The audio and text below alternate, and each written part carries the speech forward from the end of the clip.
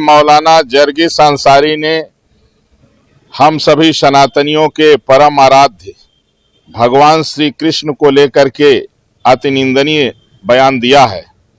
यह बेहद आपत्तिजनक है। अगर इस तरह का बयान कोई भी सनातनी किसी भी जो है मौलाना को लेकर के या उनके नबी को लेकर के, उनके कुरान को, उनके मजहब को या उनके अल्लाह को लेकर के अगर दिया गया होता तो आज भारत सहित जितने भी इस्लामिक देश हैं सब में हाय तौबा मचा होता। यह अत्यंत निंदनीय है, बर्दाश्त नहीं किया जाएगा।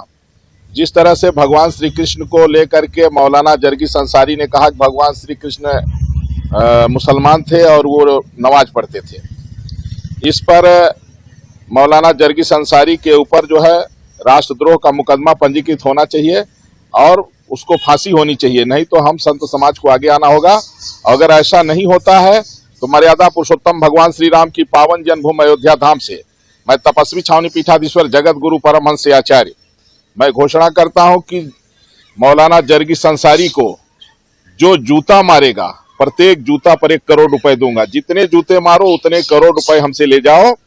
और साथ ही साथ केंद्र सरकार से मांग कर रहा हूं कि नमाज पर प्रतिबंध लगाया जाए, क्योंकि जब नमाज में जो कलमा पढ़ते हैं कि अल्लाह के अलावा कोई भी पूजा के लायक नहीं है, यह जो है सनातन विरोधी है।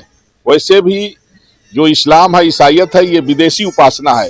भारत की उपासना सनातन है और जहां सनातन में जो है तो तमाम लोग कोई राम को, कोई कृष्ण को इस तरह से उपासना करता है, लेकिन ये जो लोग कहते हैं कि अल्लाह के अलावा दूसरा पूजा के लायक ही नहीं है, ये उपासना जो है इस पर पूर्ण रूप से प्रतिबंध लगना चाहिए।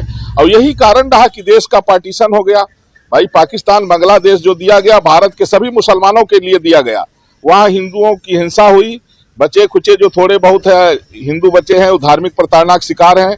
और भारत में गजवा हिंद का अंदर अंदर ये जो चल रहा है, तो भारत में जो हिंदुस्तान हिंदुओं के हिस्से का है, ये संवैधानिक रूप से हिंदू राष्ट्र बने। हम लोग निश्चित रूप से वसुधैव कुटुंबकम को मानने वाले, हम सबको अपना मानते हैं, सबको सम्मान देते हैं, लेकिन हमारे आराध्य का अगर कोई अपमान करे वो बर्दाश्त नहीं किया जाएगा।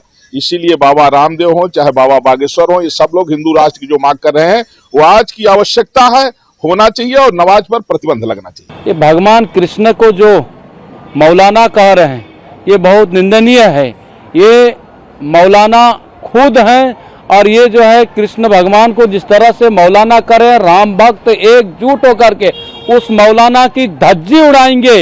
यही नहीं, पूरे देश के हिंदू जितने सनातन धर्म है इस मौलाना की धज्जी उड़ाएंगे। ये विपक्ष का साजी है। यही नहीं, भगवान राम का भव्य मंदिर जब अयोध्या में बना है ये लोग को पच नहीं रहा है। सपा बसपा कांग्रेस और मौलानाओं को पच नहीं रहा है। ये मंदिर नहीं, ये और भी मंदिर बनेगा। यही नहीं, पूरे देश में राम मंदिर का चर्चा है। राम मंदिर दिव्य बन चुका है, दिव्य और भव्य। विपक्ष 2027 की चुनाव देख रहा है। इस चुनाव का कोई फर्क पड़ने वाला नहीं। भारतीय जनता पार्टी की सरकार बनेगी उत्तर प्रदेश में फुल बहुमत से। ये विपक्ष का एक नारा है, विपक्ष ही विरोध कर रहा है। राम मंदिर पचना है, करें क्या? सपा बसपा को कोई पूछ नहीं रहा है। भारतीय जनता पार्टी की 2027 में सरकार बननी है। चाहे भगवान को मौलाना कहे चाहे जिसको कहे, ये विपक्ष का साजिश है। एक मुसलमान उनको कहे 5 वक्त नमाज पढ़ते थे, ऐसा बोला। मुसलमान कहा भगवान राम, भगवान जो कहे वो भोगेगा ना, कुछ नहीं। मुसलमान कुछ भी कर सकता है, भगवान राम हनुमान जी किसी को भी कुछ कर सकता है। जब उसको भगवान को ही